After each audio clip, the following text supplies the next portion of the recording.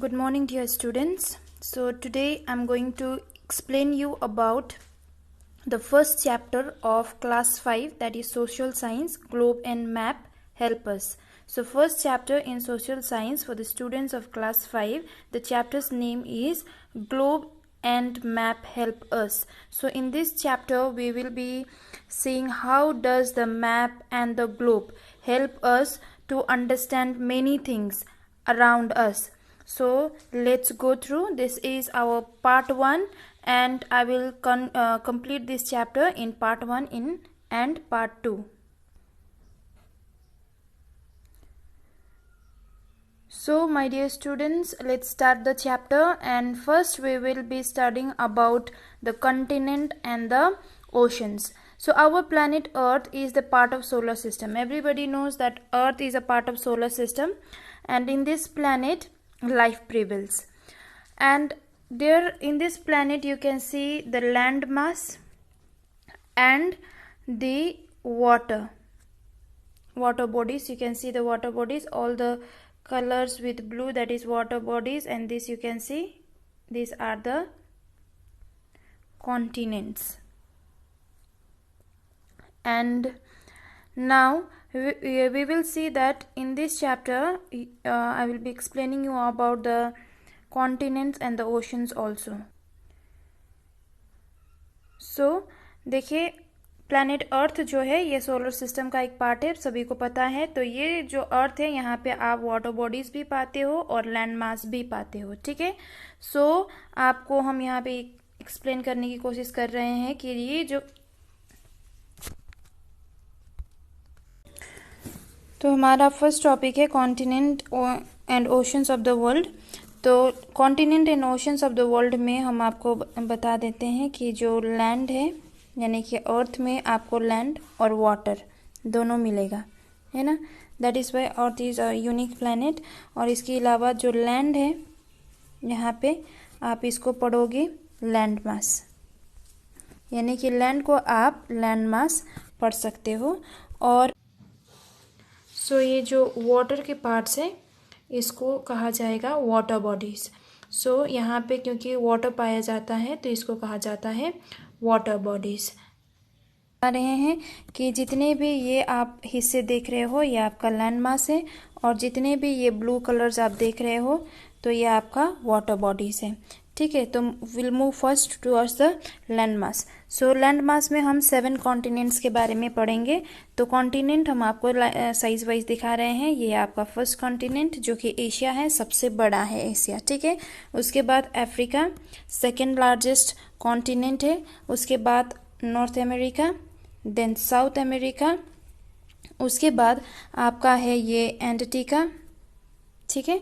उसके बाद आपका है यूरोप, और उसके बाद ऑस्ट्रेलिया. यानी कि ये 7 जो कॉन्टिनेंट्स है आप इसको लैंड मास कहोगे, और ये लैंड में आप ह्यूमन एक्टिविटी कर सकते हो. ठीक है. Now let's move towards the water bodies. तो वाटर बॉडीज़ में भी हम आपको यहाँ पे 5 ओशंस के बारे में कहेंगे साइज़ के हिसाब से. सो सबसे पहले हम बात करेंगे नॉर्थ पैसिफिक ओशन है. ये साउथ के हिस्से में है, ये देख सकते हैं, ये आप पैसिफिक ओशन है, और ये सबसे बड़ा है, यानी कि लार्जेस्ट है और डीपेस्ट भी है, सबसे गहरा भी है. ठीक है. बड़ा भी है, गहरा भी है. और इसका एक इम्पोर्टेंट फीचर्स हम आपको बता देते हैं. ये क्या करता है, ये सेपरेट करता है कॉन्टिनेंट्स को. जैसे कि नॉर्थ अमेरिका जो है, आप देख सकते हो कि ये जो है अमेरिका को जो है ये क्या करता है, सेपरेट करता है. किससे? आप देख सकते हो यहाँ पे एशिया और ऑस्ट्रेलिया से ये सेपरेट करता है. ठीक है. Then will move towards the second largest continent. ये ओशन के बारे में अटलांटिक है. अटलांटिक जो है ये आप देख सकते हो, ये अटलांटिक जो है सेकेंड लार्जेस्ट है, और ये बिजीएस्ट है. बिजीएस्ट किस हिसाब से? व्यापार के हिसाब से ये बहुत ज़्यादा बिजी है. ठीक है. और इसके अलावा अगर हम बात करेंगे तो स्मॉलेस्ट ओशन के बारे में अगर हम बात करेंगे तो आप देख सकते हो स्मॉलेस्ट ओशन ये है आपका smallest ocean. Okay. Then after that अगर हम बात करेंगे तो यहाँ पे आपका इंडियन ओशन जो है ये थर्ड है. Indian ocean is the third one, ठीक है। इंडियन ओशन आपका थर्ड है। इंडियन ओशन देखिए, यहाँ पे आप इंडिया देख सकते हो। इंडिया के नीचे होने के कारण से इंडिया के नाम से ही इसको इंडियन ओशन कहा गया है। और ऐसे कोई भी ओशन नहीं है जो देश के नाम पे रखा गया है, बस इंडियन ओशन ऐसी ओशन है जिसके देश के नाम से रखा गया है। और उसके बाद आपका कुछ ओशंस, वाटर बॉडीज़ यहाँ पे मिलेगा एंटार्क्टिका के आसपास। तो ये एंटार्क्टिका के आसपास वाला जो ओशन है या फिर वाटर बॉडीज़ है, आप उसको साउदर्न ओशन कह सकते हो या फिर साउदर्न ओशन कहा जाता है, ठीक है। सो ये आपका वाटर बॉडीज़ और लैंड मास के बारे में आपको बताया गया है। तो कोई आपको प्रॉब्लम हो तो आप कमेंट में उसके लिए क्वेश्चंस टाइप कर सकते हो। सेकंड टॉपिक है हमारा शेप ऑफ द अर्थ। ये शेप ऑफ द अर्थ ये हमारा सेकंड टॉपिक है। और आप देख ही सकते हो कि अर्थ का शेप क्या है, राउंड है, ठीक है। एग्जैक्टली राउंड तो है नहीं, इसको इलेप्टिकल इन शेप कह सकते हैं, but right now we can study earth का जो राउंड है, ये राउंड शेप का है अर्थ। आप देख सकते हो जैसे कि पिक्चर में आपको दिखाया गया है। पर पहले के लोग क्या समझते थे, एंशियंट लोग क्या समझते थे, वो समझते थे कि अर्थ क्या है, फ्लैट है। फ्लैट क्यों समझते थे? क्योंकि यहाँ पे तो आप पेड़ पौधे देख सकते हो, ठीक है। आप घर बना सकते हो, लैंड में घर देख सकते हो, सड़क देख सकते हो, रोड्स हैं, ठीक है। यहाँ पे आपका हॉस्पिटल्स बनाया गया है, ठीक है, स्कूल्स हैं, बिल्डिंग्स है। यहाँ पे लोग खेती करते हैं। इसके अलावा बहुत सारी काम जो है लैंड में होती है, जिसकी वजह से लोग समझते थे कि अर्थ क्या है, फ्लैट है। पर ऐसा पहली बार एक इंसान थे जिनके नाम फर्डिनेंड मैगेलन थे। फर्डिनेंड मैगेलन ने क्या किया, उन्होंने पहली बार ये प्रमाणित किया कि अर्थ जो है ये राउंड शेप में है। अर्थ जो है ये आपका राउंड शेप में है, अर्थ राउंड शेप में है, ठीक है। तो माना जाता ये माना जाता है कि फर्डिनेंड मैगेलन एक एक्सप्लोरर थे। एक्सप्लोरर का मतलब होता है कि इंसान जो भ्रमण करते थे, वो क्या किए थे कि एक समय में वो अपना एक यात्रा यानी जर्नी के लिए निकल पड़े थे। तो उन्होंने अपने वेस्ट की तरफ वो मूव करने लगे, ठीक है।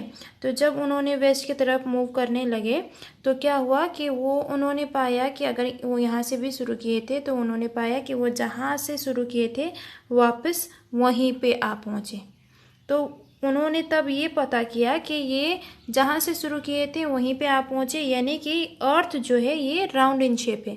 अगर ये फ्लैट होता तो क्या होता कि जहाँ से वो शुरू किए थे वहाँ तक वो नहीं पहुँचता, यानी कि कहीं ना कहीं वो ख़त्म हो जाता, उनका जर्नी ख़त्म हो जाती।